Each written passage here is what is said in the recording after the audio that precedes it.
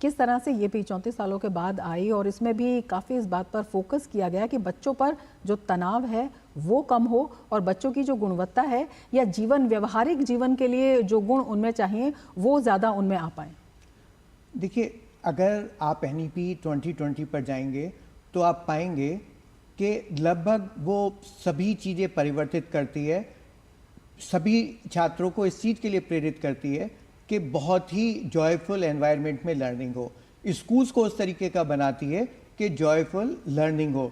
सारी चीज़ें जो हैं वो जीवन से जोड़ी गई हैं, वो किताबों से निकलकर बाहर आई हैं और वैज्ञानिक रूप से जो उनका क्रियान्वयन होना है वो किस तरीके से होगा, इन सब चीज़ों पर वो आधारित है।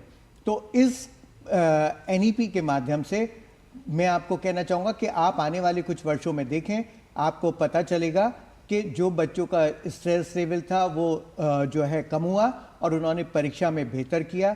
परीक्षा में ही बेहतर नहीं करेंगे, वो अपने जीवन में भी बेहतर करेंगे।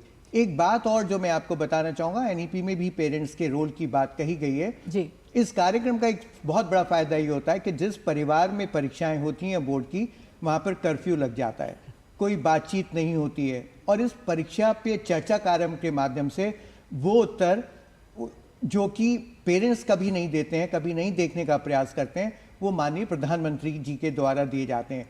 तो वो पूरा जो एनवायरनमेंट है वो पूरा वास्तव में एक उत्सव में परिवर्तित हो जाता है और बच्चों को जब भी कभी उत्सव होगा तो ये जाहिर सी बात है कि उनको वो स्ट्रेस नहीं होगी, वो टेंशन नहीं होगी और एक मोटिवेशन उनको मिलता है कि हम ठीक से काम करें।